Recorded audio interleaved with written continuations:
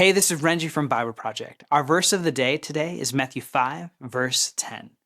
To help you meditate on this verse and discover its meaning, we've made this short video to help you understand its context. Take a look.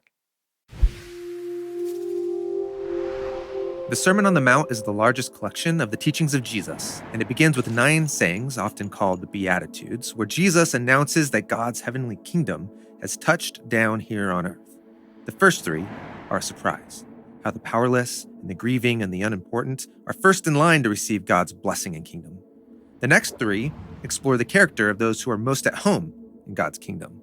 They're hungry for right relationships, they're merciful, and they're pure of heart. The last 3 announcements are about the difficult path ahead for those who choose to follow Jesus and enter into God's kingdom. And here they are. How good is life for the peacemakers, because they will be called children of God. When God's kingdom arrives in full one day, it will bring peace between all people. And so anyone entering God's kingdom now is called to work as a peacemaker. That means entering into conflicts and working creatively to open up a just and generous path forward for others. And that may sound nice, but it can be dangerous, as Jesus goes on to say. How good is life for those who have been persecuted on account of doing what is right, because theirs is the kingdom of the skies. Very often, wading into conflicts and pursuing peace and reconciliation will mean pushing against the status quo. And that'll likely result in resistance, getting fired at from all sides. But if this peacemaking reflects the loving way of Jesus and is done for his reputation, it's worth it.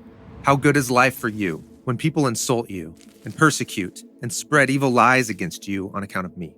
Celebrate and shout for joy, because your reward is great in the skies, for this is how they persecuted the prophets before you.